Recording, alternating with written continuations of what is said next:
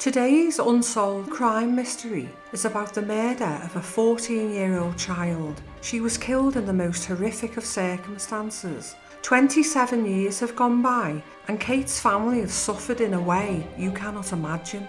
You may hold a piece of critical information without knowing, and it may be all the police need to solve this case and bring justice for Kate and her family.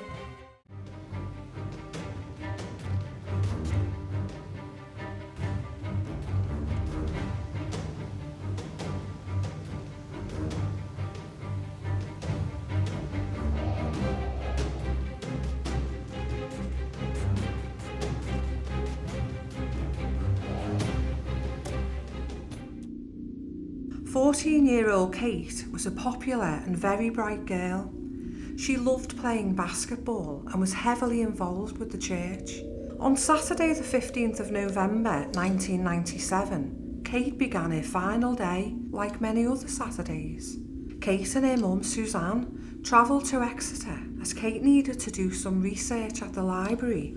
Afterwards, they went shopping and Kate bought a CD and a comic book for her older brother Tim's birthday. But unbeknown to Kate, she would never have the chance to give it to him. Kate spent the rest of the afternoon working on her homework in her bedroom until around 4:30 p.m. when she left the house. She had promised to walk a neighbour's dog while they were away, and she set off from the neighbour's house with Gemma, the Jack Russell.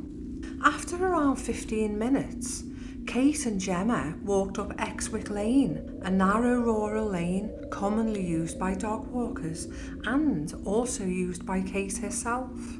During her walk up the lane, Kate passed a man and his children who were also out walking at the same time she was. By 6 p.m, Kate's mum and dad, Jerry and Suzanne, they started to become really worried that their daughter hadn't returned home from walking the dog and it was now really dark. After making a few phone calls to friends to see if Kate had visited, they were told no one had seen her. They decided to go looking for Kate and drove up in the lane in their car frantically searching. They also contacted the police to let them know that their daughter was missing. They searched all the footpaths through the nearby fields, and at 7:30 p.m, while searching with the police, Kate's father tragically saw his daughter lying dead near a stile in the field. Police immediately launched a murder investigation named Operation Deacon. As police pieced together Kate's final movements, it was found that Kate suffered a catastrophic injury to her neck caused by a blade measuring at least 6 inches long. There were no obvious signs of sexual assault, but her clothes had been disturbed. Police search teams began house-to-house enquiries and they carried out an extensive search of the area. Witnesses reported 3 suspicious figures near to the murder scene. Firstly, a mother and her daughter driving down the lane at 5 p.m. reported passing Kate and the dog as they drove towards Exwick. Slightly further up the road, they saw a man standing next to a small blue van that was parked on the southern side of the lane. The man was described as white, aged between 30 and 40, of average build and height, clean-shaven, with dark collar-length hair. The van was parked facing away from Exwick, and the police believe it may have been a blue Vauxhall Astra van. The sighting was only 100 yards from where Kate was found murdered, and it was the last sighting of her alive. 5 minutes later, 2 other witnesses had driven down the lane, and they noticed a blue Ford Fiesta parked in the opposite direction, but it wasn't known whether this was the same vehicle. And thirdly, between 5 and 7 p.m, a man was seen running from the direction of the lane half a mile away into Cornflower Hill, while the police helicopter was circling above. Most people in the community knew each other really well, so it had been noted earlier in the summer that a vagrant had suddenly appeared in the area. In mid-September, a resident noted the unknown man walking past him as he walked his dog on a lane on the outskirts of Exwick. He was described as wearing a long check brown coat with a big collar that was very tight to his neck and between 30 and 40 years of age. The witness said he got the impression the man had been sleeping rough in the area.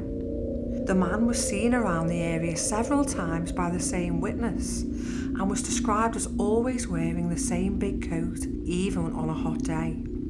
On the evening of Wednesday the 12th of November, as the local resident again walked his dog down the lane, the vagrant suddenly came out from behind the trees and startled him. This was only 3 days before Kate's murder, and only half a mile from her home, on a lane which she regularly walked down. On the weekend before Kate's murder, a neighbour saw an orange or red tent pitched near to the spot where Kate was found killed, and it seemed unusual for someone to be camping on their own outside Exeter in mid-November. None of these individuals ever came forward to police, and police would later state that this indicated that they all had something to hide. Despite one of the largest and well-resourced manhunts in Devon and Cornwall police history, Kate's killer has never been identified.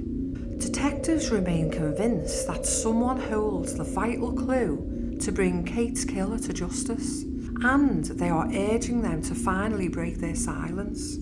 Detectives also remain convinced that the offender has local connections due to the isolated location of the murder, which was mainly used then as a cut-through to Nadderwater and Whitestone, and frequently used by local dog walkers. Detective Inspector Rob Back, the senior investigating officer from the Force Major Crime Investigation Team, said they had never forgotten Kate. The murder location has huge significance because it's not common to anyone from outside the area. We believe that the killer may have lived locally or had links to friends and families there. Kate's body was found in a field which leads to Kinnerton Way, and she would have gone down a country path and across 2 stiles to get there. I remain convinced that either somebody knows or suspects who is responsible for Kate's death, but for whatever reason they have not come forward. Maybe someone had suspicions about someone in their life back then and has been protecting them out of misplaced loyalty. It is time for those allegiances to change. A critical piece of evidence was the presence of orange clothing fibres, more than 100 of which were found on Kate's body and one on a nearby stile. Detectives have carried out substantial work on the fibres, which are from a bright orange-dyed cotton material predominantly used in non-fluorescent workwear such as boiler suits, aprons and gloves. D.I. Back added, "Does anyone remember someone with orange non-fluorescent clothing who was acting strangely around the time of the murder? Could you hold the missing piece that may solve this crime?" A £20,000 reward has been offered by Crime Stoppers for information that leads to an arrest and conviction in the case. Although the investigation hasn't officially been connected to other unsolved murders, Devon and Cornwall police have stated that Kate's murder inquiry is proceeding with an investigation into the death of 40-year-old Lynn Bryant. If anyone does have suspicions or information, then please pass that on to the police or Crime Stoppers.